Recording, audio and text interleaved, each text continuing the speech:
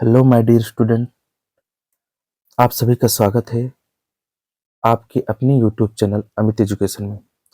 साथियों, जय हिंद। कैसे हैं आप लोग? उम्मीद करते हैं आप लोग अच्छे होंगे, मस्त होंगे, स्वस्थ होंगे। तो साथियों, आज हम इस वीडियो में पढ़ने वाले हैं सिंपल पास्ट टेंस। इसके पिछले वीडियो में हमने प्रेजेंट इंडेफिनिट टेंस और टेंस के बारे में पूरा डिस्कशन किया हुआ है। अगर आपने अभी तक उस वीडियो को नहीं देखा है तो प्लेलिस्ट में वीडियो पड़ी हुई है, आप जाकर देख सकते हैं। ठीक है। अगर आपको टेंस समझने में प्रॉब्लम हो रही है तो इसमें मैंने इंग्लिश और हिंदी मीडियम दोनों रूल्स लिखे हुए हैं ताकि आपको कंटेंट समझ में अच्छे से अच्छा आ सके। ठीक है। साथ ही यदि आप वीडियो में नए हैं तो चैनल को सब्सक्राइब करना ना भूलें। आपका एक सब्सक्राइब हमें मोटिवेट करता है कि आपके लिए अच्छा से अच्छा कंटेंट प्रोवाइड किया जाए। ठीक है। अगर आप चैनल को सब्सक्राइब करते हैं तो आप जितने भी इम्पोर्टेंट वीडियो आने वाले हैं वो सब आपके पास आसानी से पहुंच सकेंगे। ठीक है। तो आप और बेल आइकन को प्रेस करना ना भूलें। ठीक है। तो चलिए देखते हैं simple past tense. Simple past tense मतलब होता है, मतलब एक साधारण भूतकाल समय। एक साधारण भूतकाल समय क्या होता है साथी, देखते हैं। किसी भी टेंस को पढ़ने के लिए तीन चीजों का बहुत जरूरी होता है। एक मेन वर्ब आपको आना चाहिए, हेल्पिंग वर्ब आना चाहिए और पहचान आना चाहिए कि पहचान कौन सा टेंस किस टेंस का पहचान है, कौन सा। ठीक है। तो चलिए देखते हैं पास्ट इंडेफिनिट टेंस। अब पास्ट इंडेफिनिट टेंस को सबसे पहले हम किसी भी टेंस को पढ़ने के लिए आपको पहचानना जरूरी होगा ये टेंस कौन सा है। तो उसी कड़ी में आगे बढ़ते हुए देखते हैं पहचान। सबसे पहले हम क्या देखेंगे साथी? पहचान। पहचान है इस टेंस में भूतकाल में काम का होना पाया जाता है। भूतकाल क्या होता है? जो बीत गया होता है। जो बीत गया होता है उसे क्या कहते हैं? भूतकाल समय। जो चल रहा है वो वर्तमान काल समय। जो आएगा उसे क्या कहते हैं? भविष्य काल समय। का काल को तीन समय रूपों में बांटा गया है। ठीक है साथी। अब समझते हैं पहचान कैसे की पहचानेंगे कि हम ये पास्ट इंडेफिनिट टेंस है कि प्रेजेंट इंडेफिनिट टेंस है, फ्यूचर इंडेफिनिट टेंस है। तो चलिए देखते हैं। जिस हिंदी वाक्य के अंत में ता था ती थी ते थे या ए ई था थे थी खा खे खी आदि शब्द आए। ठीक है। क्या है? ता था ती थी ते थे था थे थी या ए ई खा खे खी आदि शब्द आए, उसे हम बोलते हैं पास्ट इंडेफिनिट टेंस। ठीक है साथी। जैसे राम बाजार गया, उसने कल सांप देखा। ठीक है। देखिए राम बाजार गया या आया, उसने कल सांप देखा, खाया। वाक्य के अंत में आ रहा है कि नहीं, इससे पता चलता है कि ये टेंस कौन सा है। ठीक है। अब चलते हैं आगे, देखते हैं टेंस को सॉल्व करने के लिए या टेंस को बनाने के लिए एक हेल्पिंग वर्ब की जरूरत होती है। हेल्पिंग वर्ब की जरूरत क्या होती है? तो पास्ट इंडेफिनिट टेंस का हेल्पिंग वर्ब क्या हो जाएगा? डिड। सभी के साथ लगेगा। एक वचन और बहुवचन इस क्या लगेगा साथी? सभी के साथ लगेगा।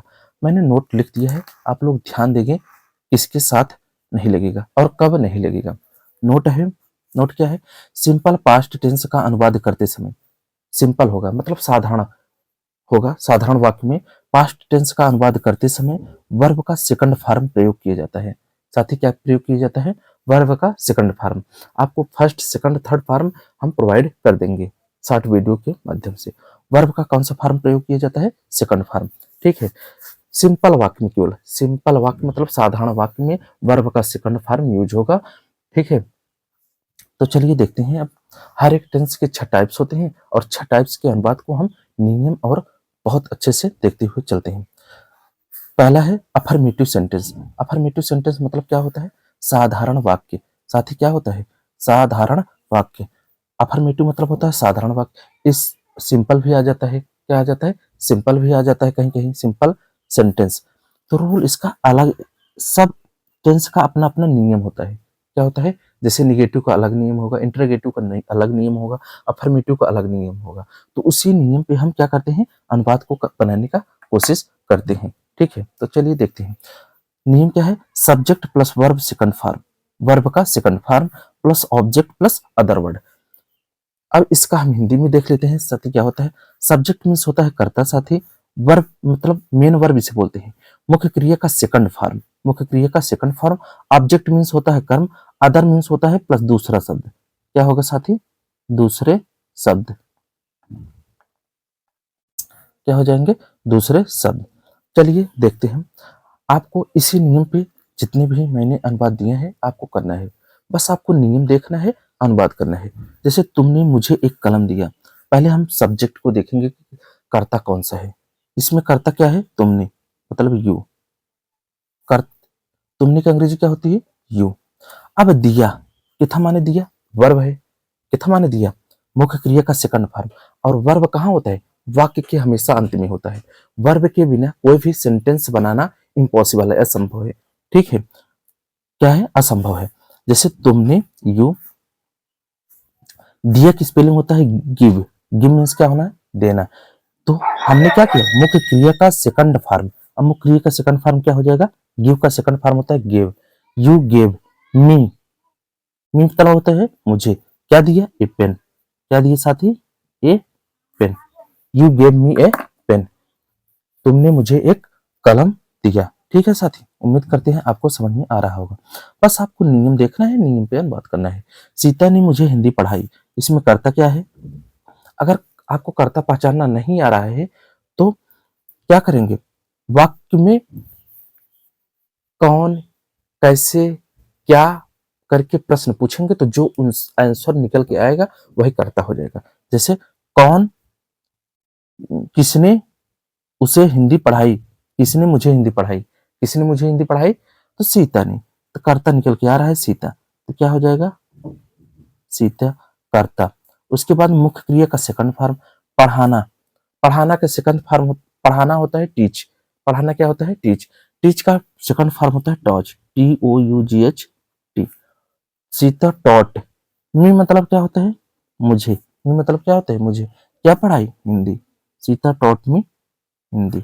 ठीक है साथी, उम्मीद करते हैं आपको आ रहा होगा समझ में। तो चलिए, मेरे भाई ने एक पत्र लिखा। नेक्स्ट है, मेरे भाई ने एक पत्र लिखा। तो माई ब्रदर क्या हो जाएगा, पहले कर्ता लिखेंगे,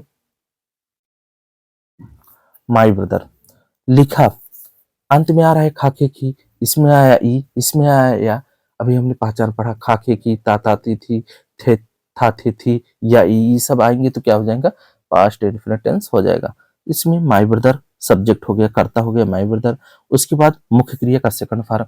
लिखना का सेकंड फॉर्म क्या होता है, राइट मीन्स होता है लिखना, उसका सेकंड फॉर्म होता है रोट। क्या होता है, wrote. My brother wrote a letter, wrote a letter, मेरे भाई ने एक पत्र लिखा। नेक्स्ट देखते हैं साथी, आप लोग इसका प्रैक्टिस करेंगे। साथी क्या करेंगे, प्रैक्टिस करेंगे। ठीक है, तो चलिए देखते हैं नेक्स्ट नियम क्या है। नेक्स्ट नियम है, नेक्स्ट नियम है निगेटिव सेंटेंस। निगेटिव मतलब होता है नकारात्मक, सेंटेंस मतलब होता है वाक्य। आपको साथ ही पता होना चाहिए हर एक इंग्लिश वर्ड, क्योंकि आप अंग्रेजी पढ़ रहे हैं तो हम अंग्रेजी में भी पढ़ेंगे और हिंदी में भी। जो हिंदी मीडियम के लड़के हैं, जिन्हें नहीं समझ में आ रहा है, बच्चे हैं, उनके लिए मैंने हिंदी मीडियम में भी प्रोवाइड किया हुआ है, लिखा हुआ है। देखते हैं नियम। नियम क्या है, subject plus helping verb. Helping verb, अब हेल्पिंग वर्ब मतलब क्या होता है, एच से होता है हेल्पिंग, वर्ब वी से होता है वर्ब। हेल्पिंग वर्ब मतलब होता है सहायक क्रिया, डिड प्लस नॉट। निगेटिव पढ़ रहे हैं तो नॉट प्लस वर्ब का फर्स्ट फॉर्म प्लस ऑब्जेक्ट। आपको ध्यान देना है, वर्ब का सेकंड फॉर्म केवल simple sentence, past simple sentence में ही लगता है। इसके बाद किसी में वर्ब का सेकंड फॉर्म यूज नहीं होता है। ठीक है, अब निगेटिव सेंटेंस, इसका समझते हैं हिंदी में। कर्ता धन सहायक क्रिया डिड, कर्ता धन सहायक क्रिया, हेल्पिंग वर्ब मतलब होता है सहायक क्रिया, डिड धन नॉट। क्या लिखेंगे साथी, धन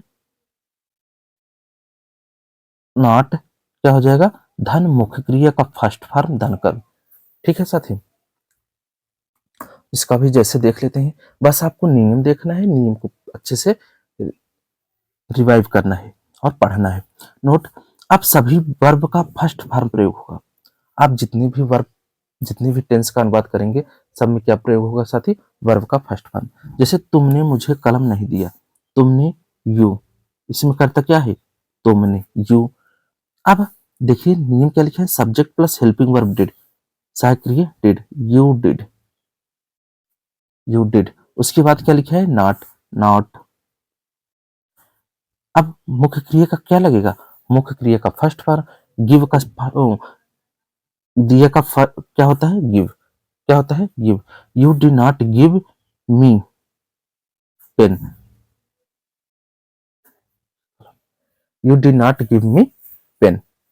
ठीक है साथी, देखते हैं एक और हमने जैसे लिया है, अगर आपको समझ में नहीं आया हो तो इसमें समझ में जरूर आ गया। सीता, इसमें पहले देखेंगे कर्ता क्या है, कर्ता क्या है, सीता, कर्ता सीता, उसके बाद सहायक क्रिया डिड, सहायक क्रिया डिड लिखेंगे, उसके बाद क्या लिखेंगे, नॉट, नॉट लिखेंगे,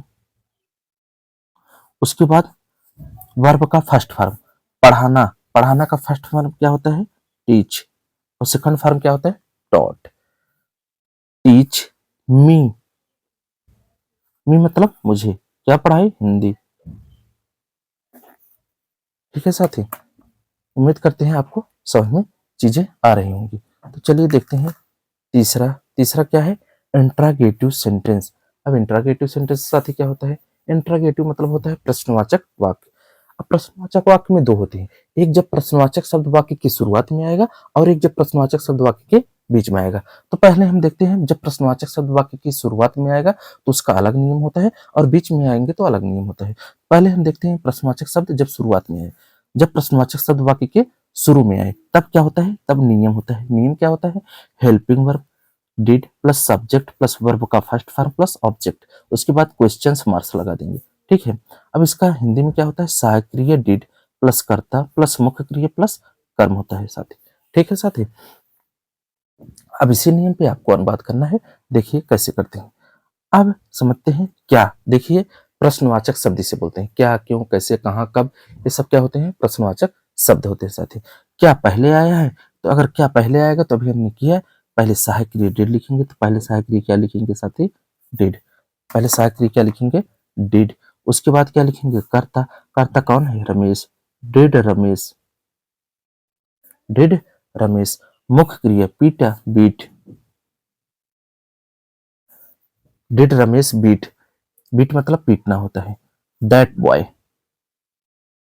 दैट बॉय उस लड़के को, दैट बॉय उस लड़के को पीटा। ठीक है साथी, उम्मीद करते हैं आपको बहुत अच्छे से समझ में आ गया होगा।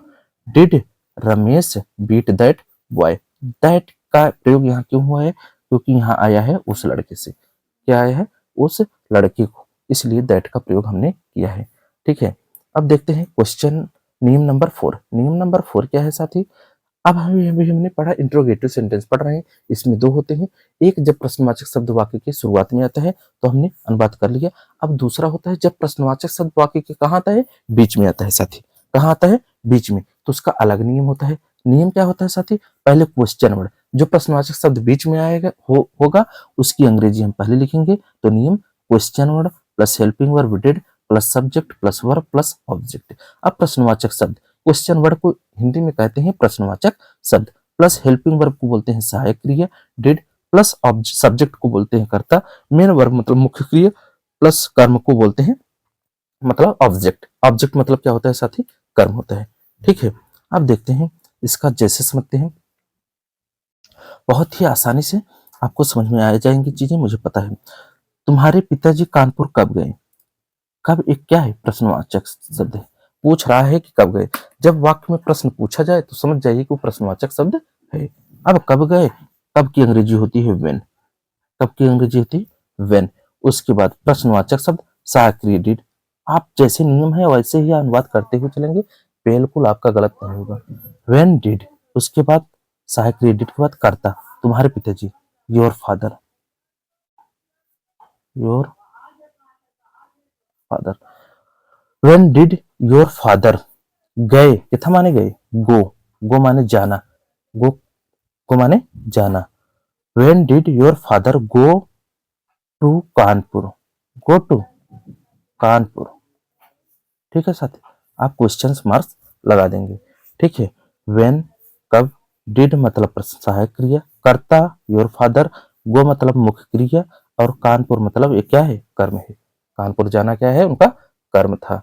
ठीक है साथी, अब देखते हैं नेक्स्ट क्या है। नेक्स्ट है प्रश्न, इंट्रागेटिव निगेटिव सेंटेंस, प्रश्नवाचक नकारात्मक वाक्य। इंट्रागेटिव निगेटिव सेंटेंस मतलब क्या होता है साथी, प्रश्नवाचक नकारात्मक वाक्य। अभी प्रश्न पूछ रहे थे, अब प्रश्न पूछने के साथ साथ नहीं भी आएगा, क्या आएगा, नहीं भी आएगा। जैसे जब प्रश्नवाचक शब्द वाक्य के शुरू में हो और साथ वाक्य में क्या हो, नहीं शब्द हो, और वाक्य में क्या हो, नहीं शब्द हो, तो उसका अलग नियम होता है। नियम क्या होता है साथी, देखते हैं। नियम होता है helping verb did plus subject plus not plus verb plus object. अब देखते हैं सहायक क्रिया डिड, हेल्पिंग वर्ब मतलब होता है सहायक क्रिया डिड, सब्जेक्ट मीन्स कर्ता, नॉट वर्ब का फर्स्ट फॉर्म प्लस कर्म, उसके बाद हम क्या करेंगे, प्रश्नवाचक चिन्ह लगा देंगे। चलिए देखते हैं इसका। जैसे क्या है, क्या तुमने मुझे एक कलम नहीं दिया। देखिए जब प्रश्नवाचक शब्द वाक्य के क्या हो, शुरुआत में हो, क्या आया है कि नहीं, उसके बाद वाक्य में नहीं भी आया है, इसका तो पहचान यही है। तब पता चलना चाहिए ना कि कौन सा नियम लगेगा।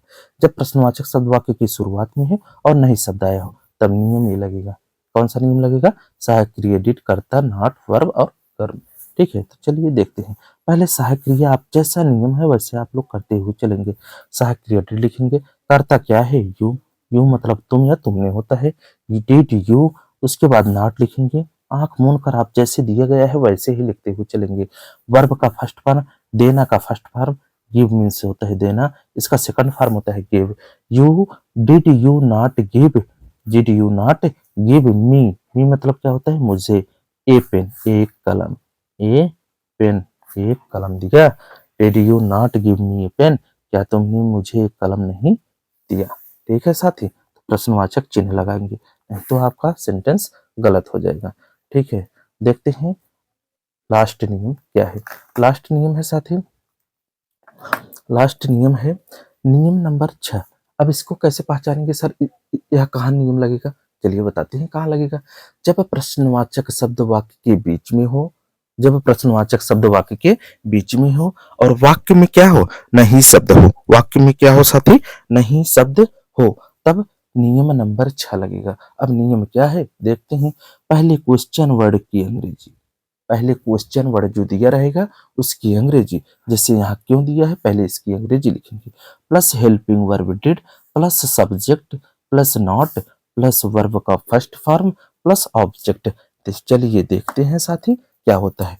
प्रश्नवाचक शब्द प्लस सहायक क्रिया डिड प्लस कर्ता प्लस नॉट प्लस मुख्य क्रिया प्लस कर्म। हिंदी मीडियम वाले भी देख लें, और अगर ना समझ में आ रहा हो तो मैंने भी ऊपर सब बताया है। क्वेश्चन वर्ड मतलब होता है प्रश्नवाचक शब्द, क्वेश्चन वर्ड मतलब क्या होता है, प्रश्नवाचक शब्द। जैसे व्हाट माने क्या, व्हाई माने क्यों, वेयर माने कहाँ, हाउ माने कैसे, हु माने कौन, वेयर माने कहाँ, ये सब क्या है, क्वेश्चंस वर्ड हैं।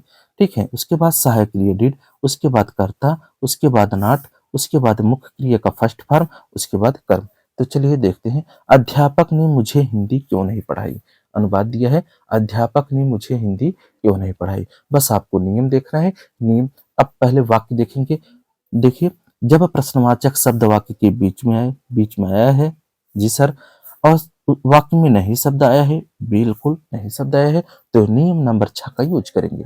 ठीक है, आंख बंद करके नियम नंबर 6 आप लोग लिख देंगे। अब क्या है साथी, प्रश्नवाचक शब्द, प्रश्नवाचक शब्द क्योंकि अंग्रेजी क्या होती है, वाई होती है, क्या होती है साथी, वाई होती है। उसके बाद सहायक क्रिया डिड, आंख मूंद कर आप लोग लिखते चलेंगे सहायक क्रिया डिड। उसके बाद कर्ता अध्यापक है, द टीचर लिखेंगे, क्या हो जाएगा, Y did the teacher, Y did the teacher. अब उसके बाद क्या लिखना है, कर्ता के बाद नॉट लिखना है, तो कर्ता के बाद नॉट, नॉट मतलब होता है नहीं। उसके बाद मुख्य क्रिया, मुख्य क्रिया क्या है, पढ़ाना, मुख्य क्रिया पढ़ाना, तो इसका अंग्रेजी हो जाएगा teach. Why did the teacher not teach me, me मतलब क्या होगा, मुझे, क्या पढ़ाया, हिंदी, क्या पढ़ाया साथी, हिंदी पढ़ाया। क्वेश्चन मार्क्स लगा देंगे, यहाँ भी क्वेश्चन मार्क्स लगा देंगे। ठीक है साथी, उम्मीद करते हैं आपको सभी नियम बहुत ही अच्छे से समझ में आए होंगे। मैंने कुछ अनुवाद प्रैक्टिस के रूप में दिया हुआ है, आप लोग कोशिश जरूर करेंगे। कुछ कुल कितने अनुवाद हैं साथी, 10 अनुवाद हैं। कुल कितने अनुवाद हैं, 10 अनुवाद हैं। आप लोग प्रैक्टिस करेंगे, और चैनल का नाम भी मैंने यहाँ पे लिख दिया है, ताकि आप लोग सपोर्ट करते हुए चैनल को चलेंगे। ठीक है साथी, अगर आपको कंटेंट अच्छा लग रहा हो साथी, तो आप लोग अपने दोस्तों के पास वीडियो को ज़्यादा से ज़्यादा शेयर करेंगे, जिससे हमें मोटिवेट मिलता है कि नहीं आपको समझ में चीज़ें अच्छे से आ रही हैं। ठीक है साथी, अब अगले वीडियो में हम पढ़ने वाले क्या है, फ्यूचर इंडेफिनिट टेंस, सिंपल भविष्य काल। ठीक है, बस आज हम इतना ही रखते हैं। तो आप वीडियो को ज़्यादा से ज़्यादा शेयर करेंगे और चैनल को सब्सक्राइब जरूर करेंगे। ठीक है साथी, यदि आप वीडियो में नए हैं तो क्या करेंगे, चैनल को सब्सक्राइब और बेल आइकन को प्रेस करके मोटिवेट हमें करेंगे। मिलेंगे अगले वीडियो में। जय हिंद, जय भारत, वंदे मातरम। आप लोग देख लीजिए एक बार फिर से, 10 टेंस दिए हैं, आप लोग प्रैक्टिस करेंगे, आप लोगों को पक्का और अच्छा टाइप से बनाने की कोशिश करिए। आप लोग को पास्ट इंडेफिनिट टेंस बहुत अच्छे से समझ में आ जाएगा। मुख्य क्रिया का वर्ब, जो मेन वर्ब है, उसका सेकंड फॉर्म हम शॉर्ट वीडियो के माध्यम से प्रोवाइड आप लोगों को कर देंगे। तो बस आज इतना ही रखते हैं साथ ही।